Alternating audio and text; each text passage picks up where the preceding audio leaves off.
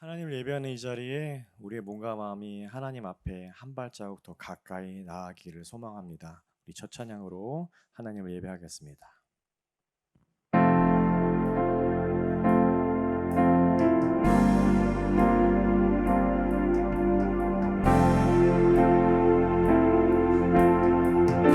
하나님 앞으로 나아가겠습니다. 주님만이 나를 아시네. 내 모든 삶 주가 만지시네.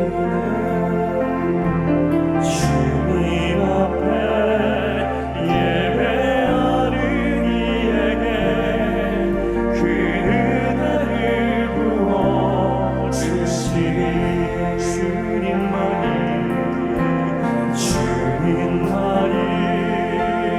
온 땅의 소망, 내 삶 속에 유일한 자랑이라. 주님 앞에 기도하는 이에게 그 은혜를 부어 주시리. 나의 왕 예수님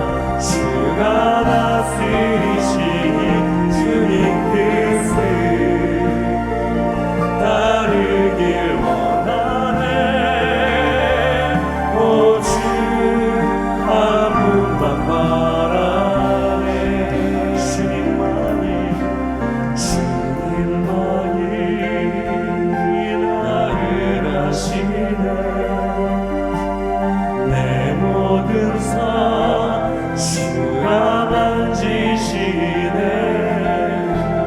주님 앞에 예배하는 이에게 그 은혜를 부어 주시리. 그 은혜를 부어 주시리.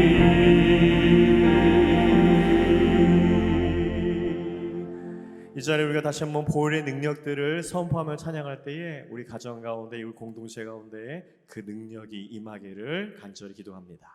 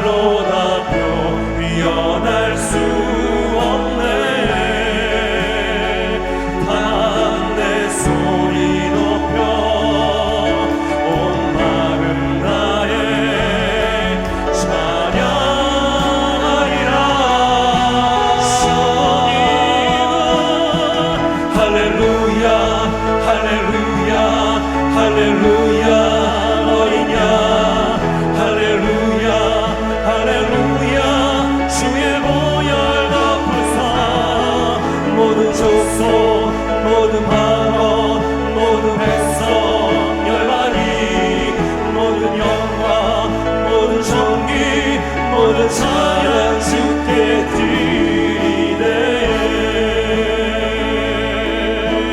어린 양 피로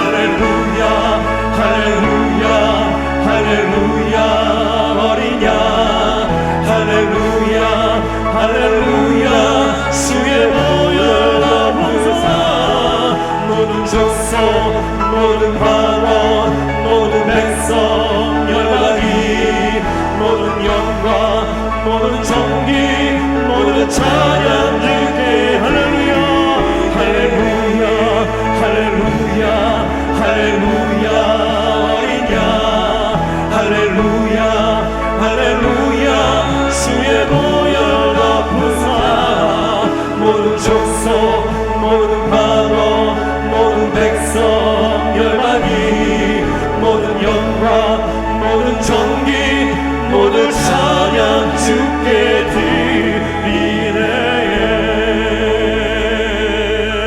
주님 모든 영광과 찬양을 받아주시옵소서. 한 주간도 평안하셨나요? 아멘. 네, 그래 보이신 분들이 많고요. 네, 그래 보이지 않으신 분도 예배하면서 평안하시기를 소망합니다. 한 나라의 국민의 안전과 또 번영을 지키기 위해서 중요한 것이 국방력이죠. 근데 국방력을요, 영어로요, 내셔널 디펜스라 그래요. 아택해서 지키는 게 아니라 디펜스에서, 네, 지켜내는 거. 그러니까 어떤 나라를 막 공격해서 지켜내는 것이 아니라 어떤 나라가 공격할 때 보호하는 거를. 그 우리 크리스찬들은 어떠한 것으로 지켜내고 있습니까? 네. 주님을 믿는 믿음의 능력으로 지켜내는 것입니다. 우리 가운데 평안을 지켜내는 것은 그냥 있는 것이 아니라 보혈의 능력으로 우리의 평안을 지켜내는 것입니다. 우리가 오늘도 평안을 노래할 텐데요, 주의 평안을 노래할 텐데 그 평안 뒤에 있는, 그 평안 앞에 있고 평안 주위에 있는 주님의 그 디펜스를 우리가 고백하며 나가며 그 평안을 다시 한번 우리 가운데 선포하며 소망하는 예배가 됐으면 좋겠습니다. 찬양하겠습니다.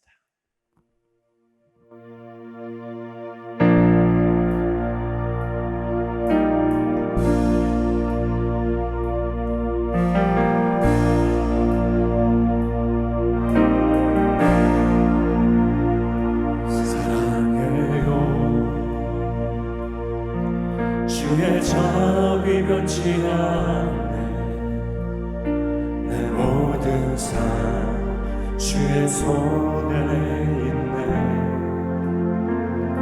난 눈을 뜰 때부터 잠들 때까지 난 노래해 주의 선하심을.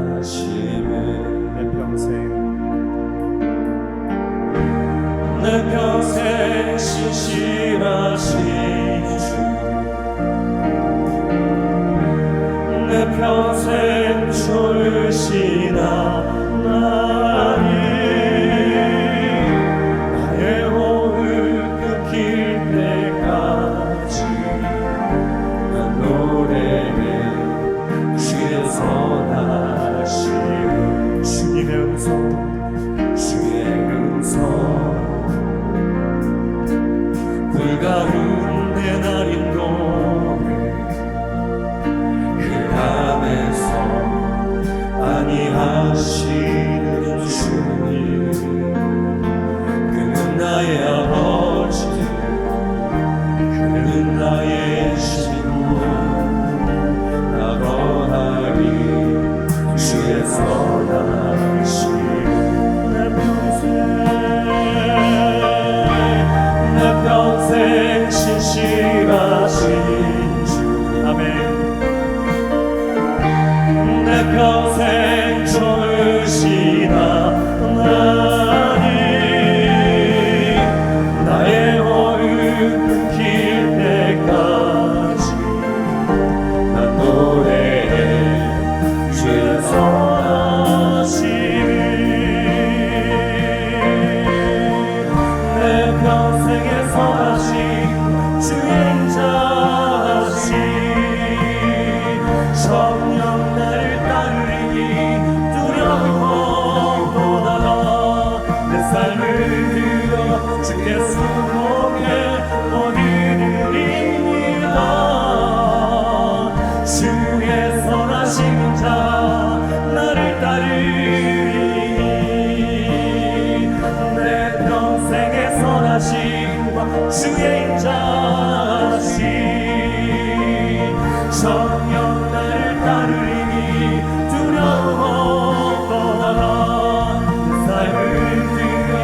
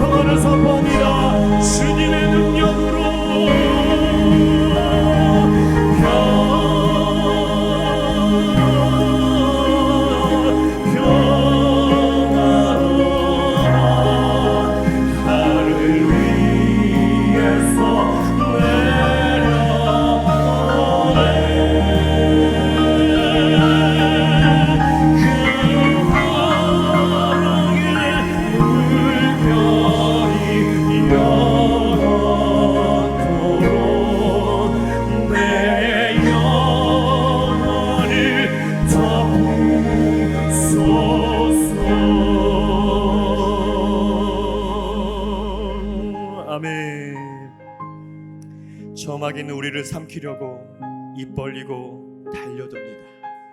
하나님, 이 어려운 세상 속에서, 하나님 영적 공격이 많은 세상 속에서 우리의 평안을 지키는 것은 예수를 믿는 믿음의 능력으로 사는 것입니다. 하나님, 우리에게 그 예수를 믿는 믿음의 능력을 더하시사 하나님, 우리 이 폭풍 같은 세상 속에서도, 흑암 같은 세상 속에서도, 하나님 불길 같은 세상 속에서도 평안을 지키며 다니엘처럼, 모세처럼, 아브람처럼 지켜나갈 수 있도록 하나님 인도해 주시고, 우리 아비 세대가 그러한 믿음을 지켜나갈 때 우리 자녀 세대도 동일하게 그런 믿음을 지켜나고 이 세상을 주님을 믿는 믿음의 능력으로 살아갈 수 있도록 인도하여 주시옵소서 기도하겠습니다. 또 함께 기도하기 원하는 것은 아직도 끝나지 않은 우크라이나 전쟁 가운데, 또 이스라엘 전쟁 가운데, 시리아의 내전 가운데, 아르메니아 내전 가운데 하나님 보호하여 주시옵소서. 하나님의 성전을 무너뜨리고 하나님의 믿는 사람들을 무너뜨리는 이 세상 속에서도 그들을 지켜내게 해주시고 무너진 성전을 회복하여 주시옵소서. 우리 그 땅을 위해 다시 한번 부르주시며 기도하겠습니다. 함께 기도하겠습니다. 하나님 감사합니다. 하나님 의 가운데도 하나님 평안을 원합니다. 주님을 믿는 능력으로 하나님 우리가 일어설 수 있도록 인도해 주시옵소서.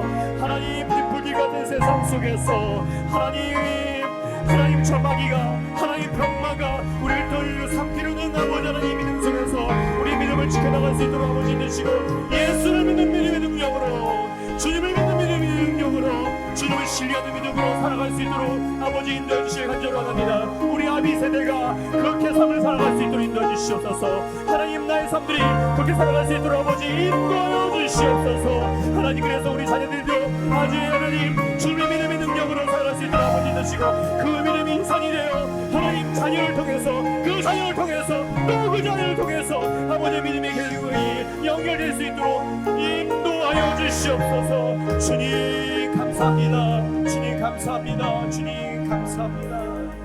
모든 말씀 감사드리며 예수님의 능력으로 감사드리며 기도했습니다. 아멘. 낮에는 구름 기둥으로 저희의 길을 인도하시고 밤에는 불 기둥으로 저희를 비추사 주야로 진행하게 하시고 보호하신 하나님, 오늘도 저희를 이 예배의 자리로 인도하시어 말씀으로 저희의 삶을 풍성하게 하시니 감사드립니다. 온 성도가 한 목소리로 찬양하고 예배할 때 모든 영광 받아주시고, 저희가 예배할 때 성령의 기름 부으심을 넘치도록 부어주옵소서. 지치고 상한 마음이 있다면 오늘 예배를 통하여 회복하게 하시며, 또 모든 불신앙이 떠나가게 하시어 감사가 회복되게 하여 주옵소서. 사랑이 많으신 하나님, 오늘 이 시간 특별히 방학을 맞이한 학생들을 위해 기도드립니다. 학업 때문에 바쁜 일정이 쫓겨 예배와 기도에 집중을 하지 못했으나 이제 마음의 여유를 가지고 더 하나님을 바라보고 하나님의 뜻을 더 깊이 깨닫는 귀한 시간이 되게 하여 주옵소서. 방학 기간 동안 더 많은 세상적인 지식을 채워 넣기보다 하나님께서 주신 달란트와 소명을 발견하게 하시어 복음 안에서 자신들의 미래를 계획하고 기도로 하나님의 인도를 받게 하여 주옵소서. 2주 동안의 짧은 방학이지만 선생님들과 부모님들 또한 영적인 눈이 열리게 하시어 아이들이 복음 안에서 성장해야만 하는 이유를 깨닫게 하여 주시며, 같은 하나님의 자녀로서 본이 되는 어른의 모습을 갖추게 하여 주옵소서. 그리고 40기 아버지 학교를 위해서 기도드립니다. 귀한 시간을 허락하신 하느님, 많은 아버지들이 이 교육에 참가하여 아버지의 정체성을 깨닫게 하시고 하나님께서 주신 사명 동안 깨닫는 귀한 시간이 되게 하여 주옵소서.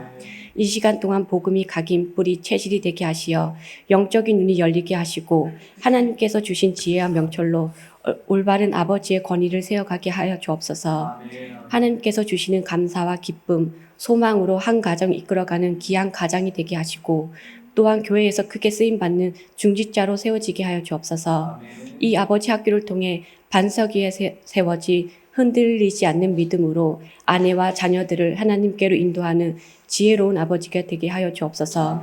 그리고 세움교회 전 성도들에게 성령님이 임하시어 내 죄를 회개하고 다른 성도들을 위해 축복 기도하는 영적으로 충만하고 성숙한 세움교회 성도들이 되게 하여 주옵소서. 이 모든 말씀 감사드리며 우리를 구원하신 예수 그리스도의 이름으로 기도드렸습니다. 아멘. 우리 신앙을 다 같이 고백합니다. 나는 전능하신 아버지 하나님, 천지의 창조주를 믿습니다. 나는 그의 유일하신 아들 우리 주 예수 그리스도를 믿습니다. 그는 성령으로 잉태되어 동정녀 마리아에게서 나시고 본디오 빌라도에게 고난을 받아 십자가에 못 박혀 죽으시고 장사된 지 사흘 만에 죽은 자 가운데에서 다시 살아나셨으며 하늘에 오르시어 전능하신 아버지 하나님 우편에 앉아 계시다가 거기로부터 살아있는 자와 죽은 자를 심판하러 오십니다. 나는 성령을 믿으며 거룩한 공교회와 성도의 교제와 죄를 용서받는 것과 몸의 부활과 영생을 믿습니다. 아멘.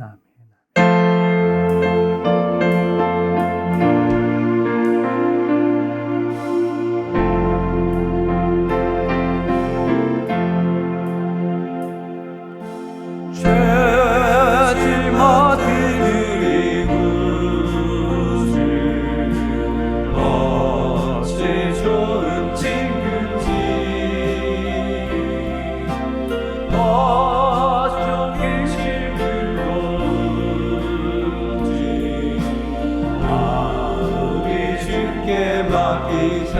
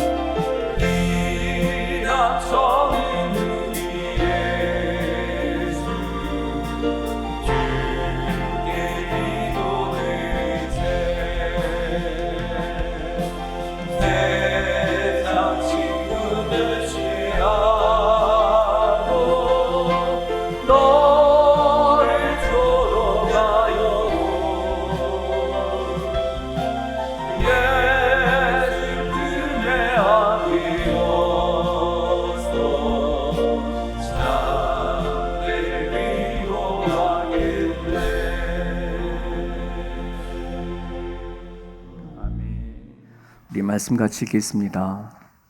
오늘 로마서 22절에서 33절까지인데요. 우리 30절부터 있습니다. 30절에서 33절까지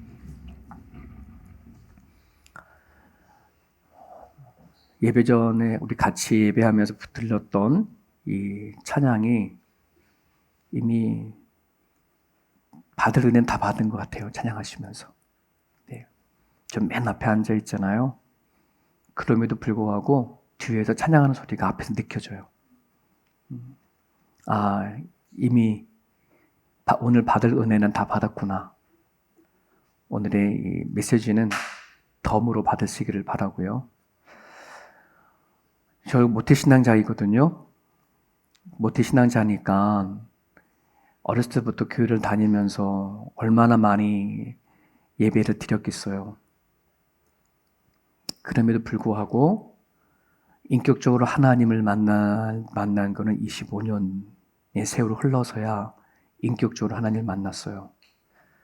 그전에는 왜 그 인격적인 하나님을 만나지 못했냐면 예배를 드렸어도 찬양을 따라서 같이 찬양했고 기도를 해도 같이 기도했고 말씀을 들어도 다 같이 들었다는 말이에요. 이게 무슨 말이냐면 내가 한 번도 내가 기도한 적이 없고 내가 한 번도 내 입으로 찬양한 적이 없었던 거예요. 같이는 했었어요.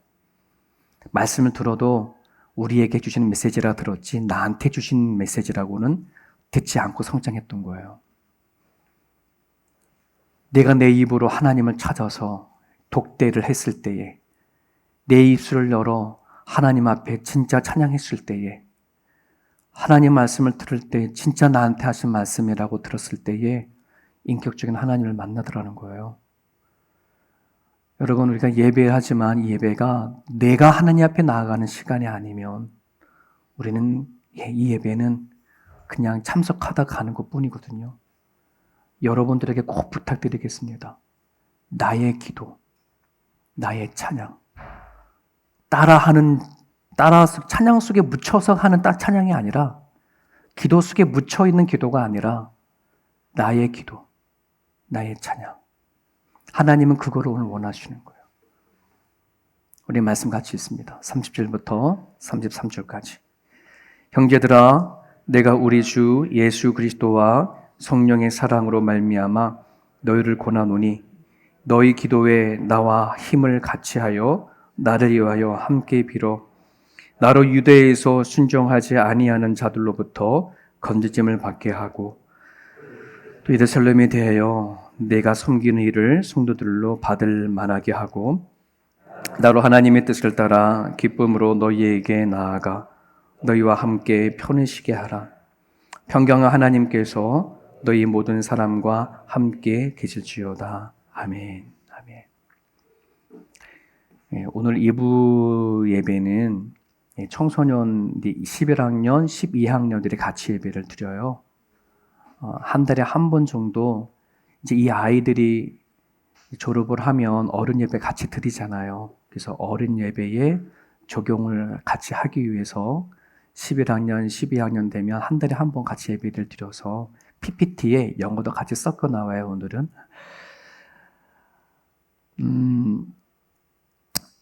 원래 본문은 22절부터 33절까지의 메시지인데 이 말씀을 묵상하면서 두 가지 주제의 메시지를 줬어요. 그래서 앞에 있는 거를 먼저 할까? 이 부분을 먼저 고민을 할까? 일주일 내내 고민을 하다가 이 뒷부분을 먼저 이렇게 메시지를 전달을 하려고 해요. 또 우리 이제 2부 예배 때 학생들 이제 예배를 같이 드리니까 그 아이들로 하여금 기도하는 자리에 좀 있게 하고 싶어서 오늘의 주제는 기도에 관한 이야기를 먼저 하려고 합니다. 네, 오늘의 이 본문은 바울이 로마서를 기록하는 끝부분에 해당하는 그런 부분들이에요. 그러면서 이제 바울이 넘겨주세요. 얘가 죽었나? 네. 바울은 로마에게 이제 로마 교회에게 보내는 편지이거든요. 이걸 언제 썼냐면은 사도행전을 읽어보면 바울은 1차 전도, 2차 전도, 3차 전도 이렇게 전도를 이렇게 세 번에 걸쳐서 크게 돌아왔다 다시 예루살렘에 오고 돌고 예루살렘 오고를 이렇게 해요. 3차 전도 여행을 거의 끝내서 예루살렘으로 들어갈 무렵이거든요. 그러니까 지금 어디 정도 있냐면 고린도라고 보여요. 고린도. 지금도 저 명칭 이름을 그대로 쓰더라고요. 고린토라고 해서 그리스의 남부 쪽에 있는 곳인데요. 저 고린도라고 하는 지역에서 로마 성도들에게 편지를 쓰는 거예요. 왜 쓰냐 그러면 원래는 바울의 전도 여행 중에 로마로 가고 싶었던 때가 되게 많았어요. 로마에 이탈리아 로마로 가서 거기에 메시지를 전하겠다 싶은 마음이 간절했는데 3차 전도 여행을 할 때까지 자꾸 그 길이 막혀진 거예요. 막혀진 거예요. 물론 이제 우리 사도행전의 흐름을 보게 되면 성령 행정이라 해서 성령께서 바울을 로마로 가는 방향을 막으시고 인도하셨는데 바울이 개인적인 생각으로는 로마를 가고 싶었는데 그게 막혔었어요. 그래서 고린도 이제 그 지역에서 로마 교회에다가 편지를 하는 거예요. 편지를 쓰면서 너네 글 가고 싶다, 기도해 달라, 뭐 이러면서 이제 편지 이제 쓰는 거죠. 그래서 지금 그 앞에 보면은 앞으로 남은 일정을 얘기합니다. 나는 지금 멀게는 로마로 갔다가 로마에서 서바나라고 하는 스페인, 그 당시에 세계의 끝이 땅 끝이라고 얘기하는 스페인까지 가기를 바란다. 하지만 난 지금 예루살렘으로 먼저 들어갔다가 거기에서 지금 어디냐면은 로마로 갔다가 스페인으로 갈 거야. 이런 얘기를 이제 앞부분에 좀 하고 있는 거예요. 그래서 오늘 그 본문에 보게 되져 버리면 바울이 예루살렘으로 먼저 가는 이유는 몇 가지가 있어요. 물론 3차 전도 여행을 다 마치고 예루살렘에 가서 보고해야 하는 그런 부분도 없잖아 있겠지만, 하나로는 예루살렘의 지역 안에 성도들이, 예수를 그리스도를 믿는 성도들이 되게 많이 힘들어져 있는 상태예요. 이게 왜 그러냐 그러면, 예수님께서 승천하시고 이제 부활하시고 승천하신 이후에 초대교회가 복음이 막 전파되어지잖아요. 그러다 보니까는 철저히 유대 사회에 있던 이스라엘 백성 그 땅 안에 예수를 믿는 개종자가 자꾸만 늘어나는데, 여기에는 뭐 제사장도 있었고 유대 지도자들도 종종 교회 안으로 들어오는 거예요. 자, 근데 문제는 그 이스라엘의 유대 사상, 그 유대 안에 있는 그 배경은, 사회적인 배경은 유대교였거든요. 그러니 그들이 유대교를 버리고 예수를 믿는다? 이거는 거의 배반이거든요. 그러다 보니까 사회적으로 거의 매장시키다 할 정도로 핍박이 많았어요. 그러다 보니까 일자리도 잘리기도 하고 어떻게 사회에서 살아낼 수 있는 것들이 많지 못하다 보니까 기독교로 개종한 예루살렘 성도들 중에 이렇게 먹고 사는 일들이 쉽지 않았던 거예요. 그러다 보니 어디에서 저기 이제 마게도냐, 그 다음에 아가야라고 하는 이 이방인들이 십시일반 돈을 모아가지고 예루살렘 성도들에게 구제 헌금을 준 거예요. 그래서 바울이 그거를 가지고 예루살렘에다가 전달을 하려 하는 그런 목적도 가지고 있는 겁니다. 자, 그러면서 지금 이제 바울은 로마 교회에게 편지를 보내면서 내가 이제 이 구제 헌금을 가지고 예루살렘에 들어가려고 하니까 다음같이 기도 좀 해달라라고 부탁을 해요. 첫 번째 기도 제목이 뭐냐면 오늘 같이 있는 본문 이야기예요. 유대 교인들로부터 보호해달라는 기도를 합니다. 바울이 어떤 존재인지 알잖아요. 완전히 유대교회 입장에서는 바울은 배신자예요. 배신자이기도 하고 유대 사람들에게 죽을 고비를 되게 많았었고요. 정말이요, 이 바울이 이방 세계 곳곳에 전도하러 다닐 때에 이 바울을 죽이려고 결성단원을 이렇게 모집한 것도 유대인들이거든. 근데 그런 바울이 정말 예루살렘에 가고 싶지 않았을 거예요. 그럼에도 불구하고 그 구제 헌금을 가지고 예루살렘에 들려가려 하니 내가 그곳에 또 어떤 핍박이 있을지 또 어떠한 상황이 기다리고 있을지 모르니까 좀 이거를 위해서 기도해달라 이렇게 얘기를 하고 있어요. 두 번째 기도 제목은 예루살렘 성도들이 헌금을 감사와 기쁨으로 잘 받을 수 있기를 기도 좀 해달라. 이게 왜 그러냐 그러면 여러분 이게 예루살렘의 성도들의 입장에서는 이게 마음 깊은 거 자존심이 좀 상하는 거잖아요. 복음이 예루살렘에서 출발되어졌는데 그리고 이 이방인들한테 도움을 받는다는 것은 물론 예수를 믿고 개종이 되어졌지만 그들의 뿌리로는 유대의 사회적인 뿌리가 남아있으니 이방인들에게 도움을 받는다? 이런 것이 자존심으로 이렇게 상하는 문제가 되어져 있거든요. 그러니 바울이 마게도냐와 그리고 아가야에 있는 그 사람들이 구제 헌금을 가지고 예루살렘 성도가 기쁨으로 잘 받을 수 있기를. 그래서 이 바울이 뭐라고 표현하냐 그러면은 예루살렘 성도들에게는 영적인 복음을 받았고 마게도냐와 아게야 사람들의 영적인 빚을 얻었으니 겉에 보이는 육적인 헌금으로 드리는 거야. 이게 자존심을 상하지 않는 거야. 이런 식으로 해서 전달하려고 할 테니까 꼭 잘 받게 달라고 기도를 요청을 하는 거예요. 세 번째는 로마 교회까지 잘 도착해서 좋은 교제를 될 수 있도록 내가 가지고 있는 계획 안에 지금 편지를 보내는 너희 교회, 로마 교회도 가서 같이 내가 받은 은혜를 나누고 그리고 같이 교제를 하고 싶어. 이거 놓고 기도를 해달라고 요청을 하는 거거든요. 이 바울이 로마 교인에게 보여 이렇게 편지를 하면서 기도 제목을 적으면서 보내는 과정 가운데 문득 이런 생각이 드는 거예요. 사도행전을 보게 되어지면 하나님이 바울을 선택을 해서 그를 향해서 뭐라 하냐면 내가 택한 그릇이야 이런 말을 했잖아요. 쓰시겠다고 한다는 거예요. 그거를 하나님도 알고 바울 자신도 알아요. 그러면 굳이 하나님이 바울을 쓰실 텐데 어떠한 모양으로 쓰실 텐데 굳이 기도를 할 필요가 있을까? 그치? 굳이 기도를 해야 할 필요가 있을까? 하나님이 다 아시잖아. 도대체 바울에게는 기도가 뭘까 하는 그 생각이 되어주는 거예요. 바울은 기도하지 아니하여도 하나님이 바울을 선택하시고 그를 부르셨고 그를 쓰시겠다고 작정하셔서 지금까지 1차, 2차, 3차 전도 여행을 하는 모든 과정 가운데 하나님이 이끌어 오셨거든요. 바울이 자기 생각대로 아니라 성령의 이끄심 따라 왔거든요.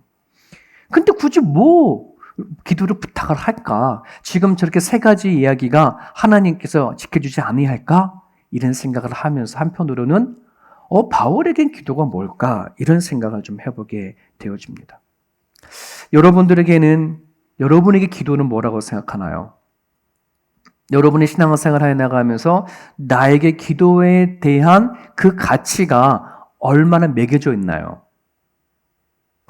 그리고 그 기도가 지금 잘 되고 있습니까? 잘 하고 계시는 건가요? 이 질문을 좀 같이 나누고 싶은 거예요. 저희들이 이제 올해부터는 그 새 가족들이 오면 이제 이렇게 6개월씩 상반기, 하반기 나누어서 새 가족 언약식을 하지만 작년까지는 오리엔테이션이라고 했었어요. 세움교회를 시작할 때부터 새로운 사람들, 등록한 사람들을 1대1로 훈련시키고 그리고 한 10명 정도 모여지면 오리엔테이션을 이렇게 교회에서 하고 넘어갔거든요. 근데 오리엔테이션을 하고 나서는 항상 끄트머리에서 하는 그게 설문조사였어요. 설문조사. 무명, 이름을 적지 않은 설문조사를 쭉 했는데 거기에 뭘 적냐면 기도에 관한 거, 일주일에 기도를 얼마 합니까? 기도의 시간 얼마 합니까? 나름대로의 영적인 그런 부분들을 체크하기 위해서 설문조사를 했는데요. 지금까지 오리엔테이션에서 나왔던 설문조사를 이렇게 쭉 살펴보면은 하나님을 믿지만 정말 기도하는 사람들이 많지 않구나. 예수 그리스도를 믿고 살지만 정말 삶 속에서 기도하는 그 기도 시간이 너무나 턱없이 모자르구나 하는 것을 경험하게 되어져요. 내가 밥을 먹는 시간, 기도 이렇게 나름대로의 내가 살기 위해서 여러 시간들 속에 있잖아요. 그 시간들 속에 기도한 시간이 너무 적은 것을 발견을 하게 되어집니다. 아니나 다를까 많은 신학자들과 많은 목회자들이 쓴 책들 중에 왜 성도들은 하나님을 믿으면서 기도하지 않을까라고 하는 책에 관한 이야기들을 많이 나왔더라고요. 그런 책이 나왔다고 한다는 것은 오늘날 성도들이 하나님을 믿지만 기도를 잘 하지 않는다는 것을 반영하는 거거든요. 나름대로 그 중에 유기성 목사님이라고 나는 죽고 예수로 살자 예수동행을 운동하시는 유기성 목사님의 책을 보게 되어지면 믿는 사람들이 기도하지 않는 세 가지 이유를 이렇게 얘기를 하고 있어요. 하나는 믿음이 생기지 않으니까 기도하지 않는다. 이건 당연한 말 같죠? 네. 되게 원초적인 그런 이유이기도 해요. 믿음이 생기지 않으니까 기도하지 않는다. 믿음이 있으면 당연히 기도한다. 이렇게 되어지는 거죠. 그죠? 그러면 우리가 오늘 내가 하나님을 믿는다고 하는 그 고백은 뭐냐? 이런 생각을 또 우리는 질문을 해 나갈 수 있어요. 우리가 기도를 해도 소용없다고 하는 그 불신들이 우리가 살아가는 가정 가운데 습득되어진 것들이 참 많아서 믿음이 있다고 수술을 하지만 진짜 그 믿음이 기도하는 자리까지 가는 믿음이 아닌 경우가 되게 많다. 기도하지 않아도 일어나야 할 일들은 반드시 일어난다. 기도하지 않아도 일어나지 아니할 일들은 일어나지 않아. 나름대로 이러한 불신들이 저변에 깔려 있다는 거예요. 그래서 기도하지 않아도 사는 데는 현실 속에 사는 데는 아무런 지장이 없어. 이런 마음이 우리 알게 모르게 우리의 마음 저변에 깔려져 있다 보니 이 기도하는 것에 대해서 그렇게 목숨을 걸지 않는다는 말이에요. 두 번째 이유는 뭐냐면 논리적으로 이해가 되지 않아 기도하지 않는다. 이 얘기는 제가 오늘 바울의 메시지를 묵상하면서 들었던 생각과 같은 건데요. 아니, 하나님이 바울을 부르셨잖아. 택한 그릇이잖아. 바울이 입술을 다 기도하지 아니하여도 하나님은 바울의 생각과 마음을 아시는 분이신데 굳이 바울이 기도를 해야 되나? 이렇게 대해줄 수 있죠. 그렇지 않습니까? 많은 사람들, 성도들이요, 기도하지 않는 이유 중에 하나도 이런 핑계를 대요. 목사님, 왜 기도해야 돼요?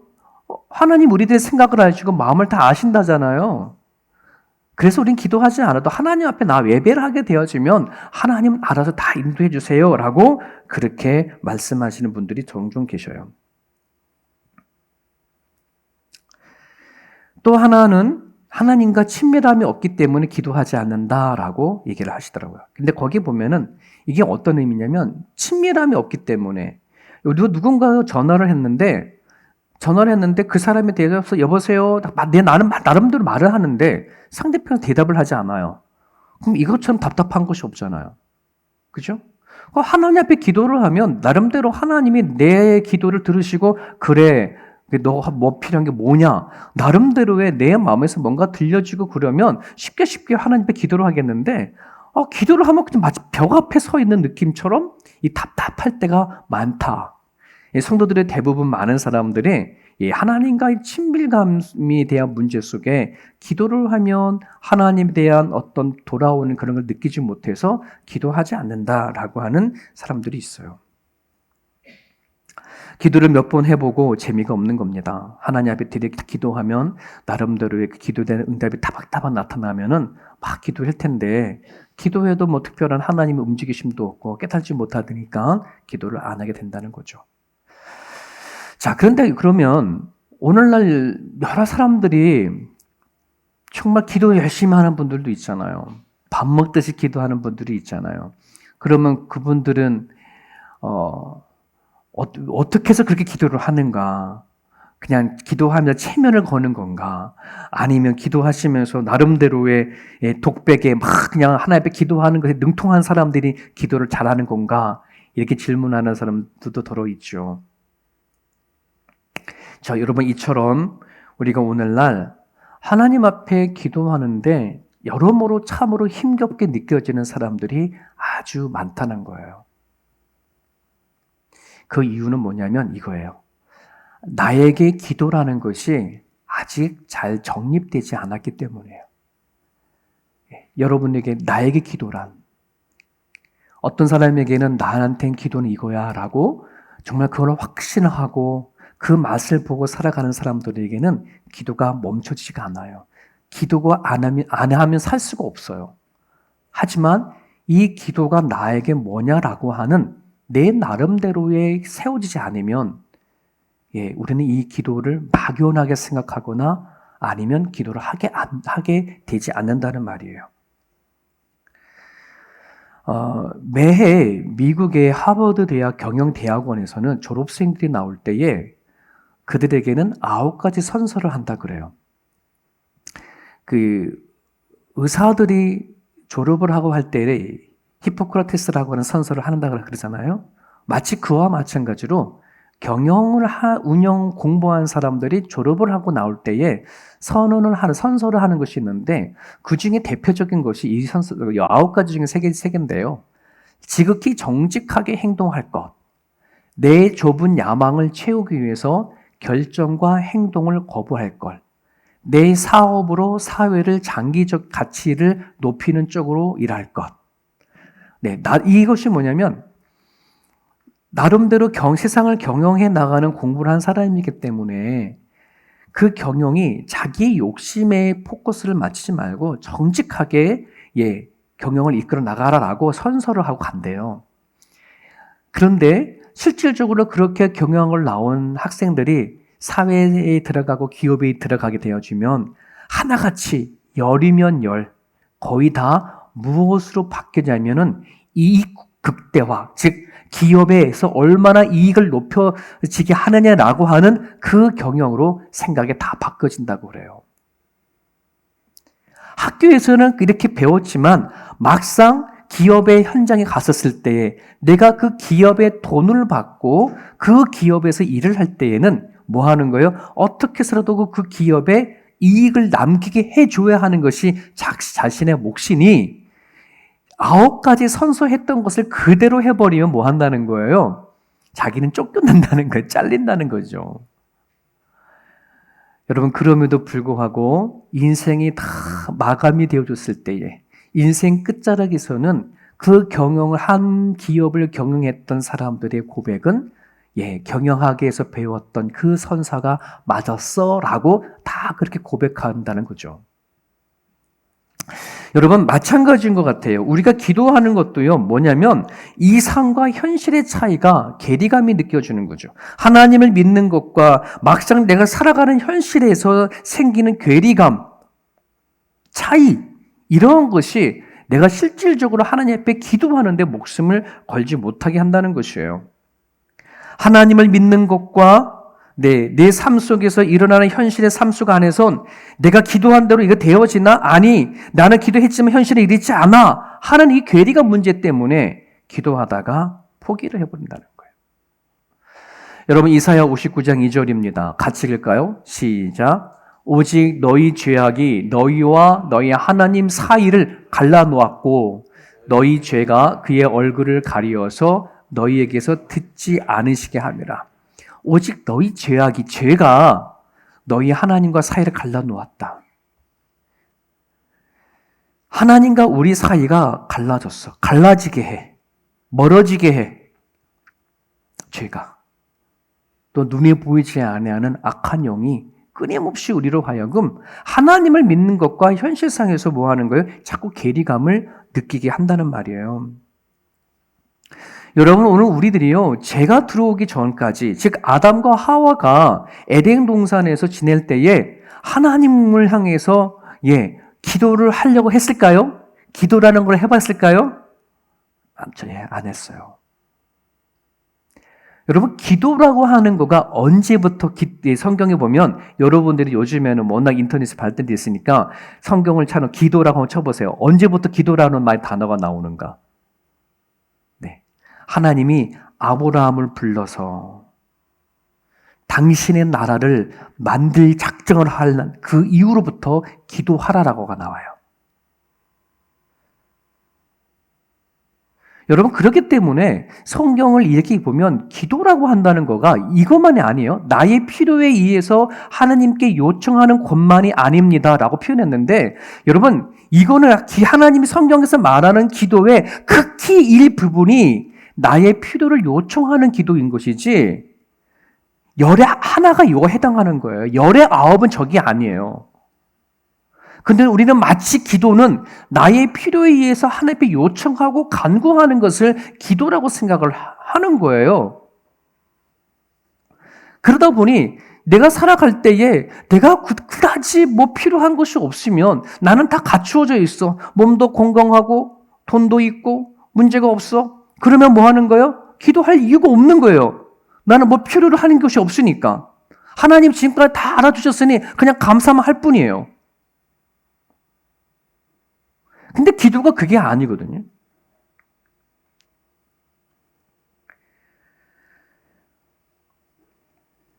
하나님과 인간 사이에 죄로 인해서 하나님과의 관계가 끊어졌을 때에 단절이 되어진 거예요. 하나님이 아브라함이 이후에 당신의 나라를 세워가면서 기도하라 했었을 때에 그 기도의 의미는 뭐냐면 내가 이제 너를 통해서 일할 거야 라고 하는 얘기예요.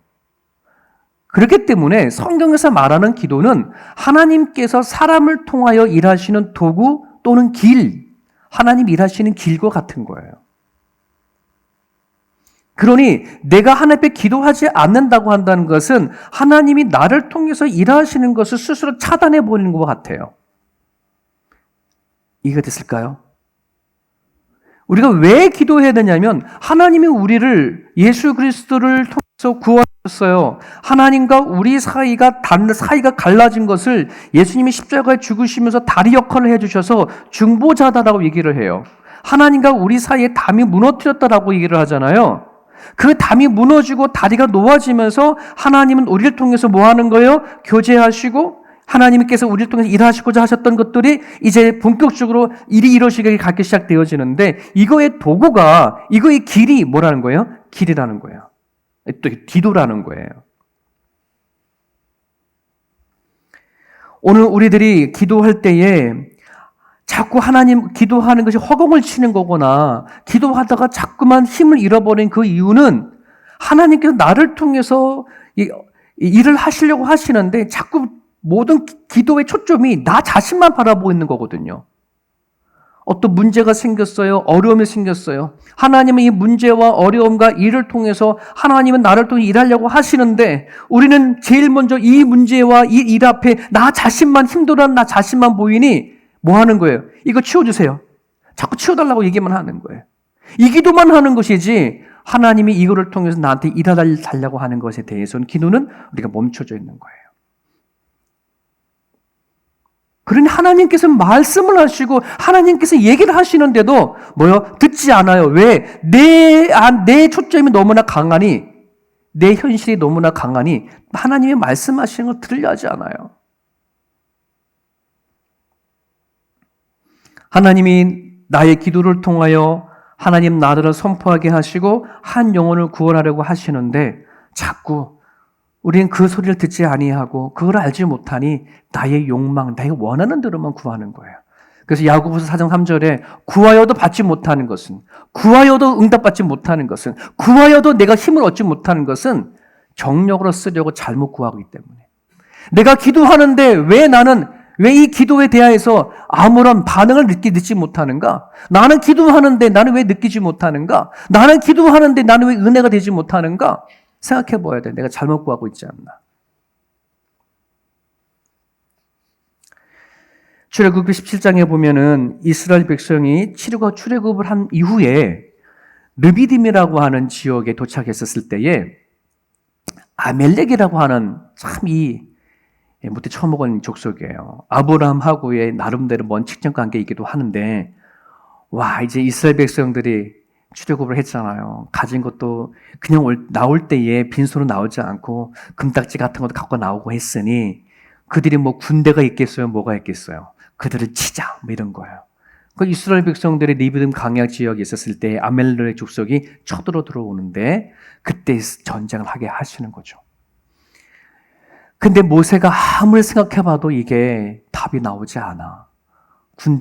이스라엘 백성이 군대가 조직되어 있는 것도 아니고 하루아침에 아벨렉이라는 군대들이 칼을 들고 쳐들어오는데 방어해 나갈 길이 없는 거예요. 하나님이 모세를 통해서 뭐 하는 거예요? 기도하게 하시죠. 높은 데 지역에 올라가서 뭐예요? 모세는 내 손을 들고 기도해요. 양쪽에 아론과 홀이에요. 이 홀은 여호수아가 갈렙할 때 갈렙의 아들이거든요. 양쪽에 홀과 그다음에 아론이 손을 붙잡고 이렇게 들어주는 거예요. 이게 왜 붙잡는 건지 이야기 아시죠? 기도하는 모세가 그 손이 내려오면 이스라엘 백성이 아멜렉에 지는 거예요. 손을 올리면 이스라엘이 이기는 거예요. 그거를 높은 데서 보니까 보이는 거죠. 근데 나이가 먹은 모세의 팔이 너무나 힘이 드는 거예요. 그걸 누가 바치는 거예요? 아론과 홀이 바치고 있어서 끝내 이스라엘이 이길 때까지 그 승리를 하게 하시는 거. 현장에서는 누가 싸우고 있어요? 여호수아가 싸우고 있는 거예요. 이게 뭘 얘기하는 걸까요? 싸움의 현장은 여호수아가 칼 들고 싸우는 거예요. 하지만 그 싸움의 결과는 어디서부터 오는 거예요? 모세가 손을 들고 있느냐 내리냐가 결론인 거예요. 우리는 이걸 너무나 놓쳐버려요. 어떤 사람은 얘기를 합니다. 기도만 하면 다냐? 또 기도하는 사람은 앞에 나가서 일하면 다냐? 이렇게 얘기를 하거든요. 둘 다 틀려요. 같이 가야 돼요. 기도하면서 일해야 되는 거고 일하면서 기도해야 되는 거예요. 기도는요, 정말이에요. 여러분들이 내가 하나님 안에 살아간다고 했었을 때에 기도 없이 여러분이 하는 모든 일들은 그냥 내 일이에요. 내 삶이에요. 하지만 기도가 이루어져야 여러분들이 살아가는 그 삶 하나하나가 뭐가 되더라? 하나님의 일하시는 통로가 되더라. 하나님이 일하시는 현장이 되고 역사가 되더라. 오늘날 그리스도인들이 하나님 안에 살아가지만 기도 없이 그 삶을 세워져 간다고 한다면 그 삶은 하나님의 삶이 아니라 그냥 자신의 삶을 살아가는 것밖에 되지가 않아요. 그만큼 기도라고 한다는 것은 중요한 거예요.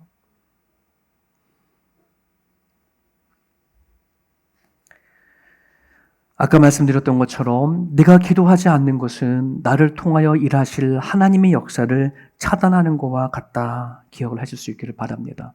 오늘 바울은 지금 로마 교회에게 편지를 보면서 자기의 안정과 자기의 편안, 이 이야기를 놓고만 그와 기도를 요청하는 것이 아니라 지금 하나님이 자기를 불러서 땅끝까지 이 복음을 전하는 자를 세웠는데 그 길을 가는 과정 가운데 예루살렘이나 여러 가지 가는 곳곳에 아직도 문제가 남아있는데 하나님이 나를 통해서 일하실 때까지 착오가 없도록 하나님이 나를 부르셔서 일하실 때까지 어려움이 생기지 않도록 기도 요청을 하는 것이 오늘 본문의 이야기입니다.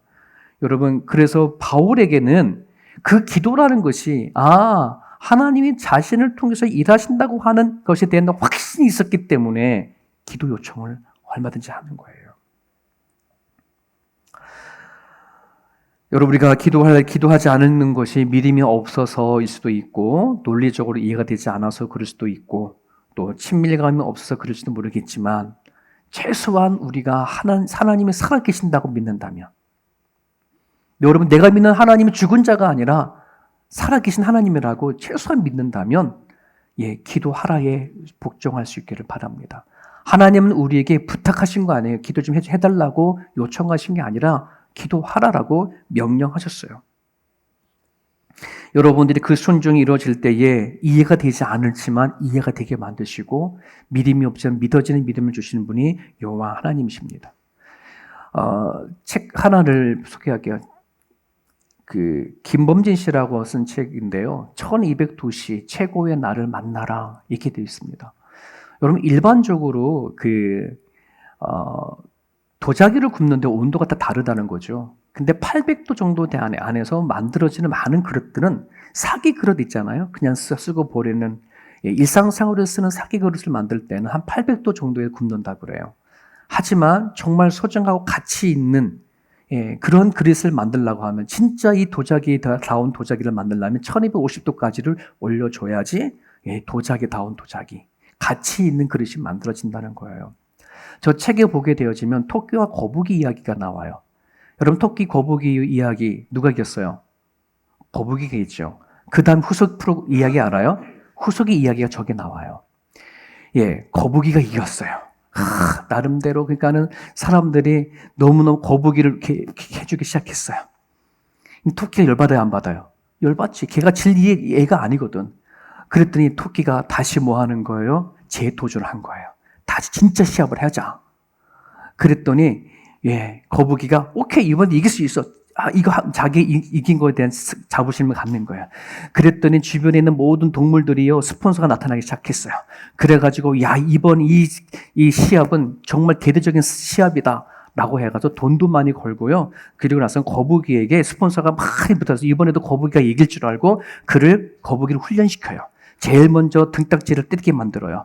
달릴 때 등딱지가 무게가 있으니까 힘이 드니까 그거 재고 만들고 다리에 근육을 세우게 하게끔 막 주물러주고 근육을 만들어요. 그러고 나서는 시합을 했어요. 누가 이겼을까요? 토끼가 이겼지 당연히. 토끼가 이겼어요. 거북이가 왜 못 이겼을까요? 걔는 거북이 있거든요. 뭘 얘기하냐 그러면 저 책에서는 내 가치가 무엇인지를 깨닫지 못하면 우리는 그 상태에 살아가는 거예요. 토끼는 토끼였기 때문에 이기는 거고 거북이는 거북이였기 때문에 지는 거예요. 자연스럽게 그런 존재거든. 거북이가 토끼를 이길 수 없죠. 아무리 등딱지를 벗겨낸다고 이길 수 없어요. 오늘 우리는 주님을 만나기 전에는 우리는 그런 존재였었어요. 내 가치를 전혀 알지 못한 채 살아왔단 말이죠. 근데 너무나 안타까운 것은 하나님이 당신의 독생자 예수를 죽이기까지 우리들의 가치를 회복시키시고 구원하신 것이 구원이거든요. 근데 오늘 예수 안에, 하나님 안에 살아가면서 하나님의 자녀라고 하면서도 불구하고 여전히 옛날 가치 속에 살아가는 사람들이 너무나 많아요. 그러니 내가 하나님을 아버지라고 부르지만 그 아버지한테 기도하지 않아요. 하나님의 자녀임에서 하나님을 찾지 않아요. 그러면 내 가치가 뭔지 모르는 거예요. 여러분, 기도는요, 내 가치를 발견하는 데 있어 가장 빠른 방법이에요. 기도가 멈춰주면 안 돼요.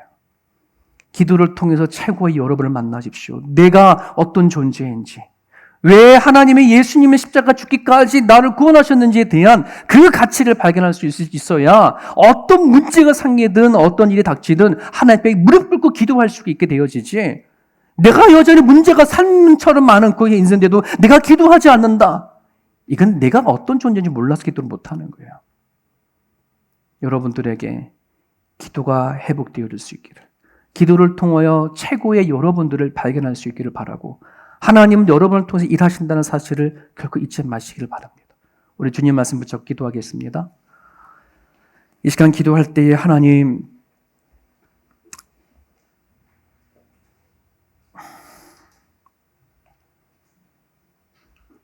우리 안에 있는 여러 가지 힘들고 아픔들이 많이 있지만 여러분 그 부분 두고 기도하여 주십시오. 하나님 앞에 가지고 나아가서 그냥 아픈 것은 아픈 거로 끝나는 게 아니라 이거를 통해서 하나님 나를 사용해달라고 여러분 기도했으면 좋겠고요. 하나님으로부터 쓰임받고 있는 최고의 나를 만날 수 있게 해달라고 이 시간 한 번만 기도하기 원합니다. 기도하겠습니다.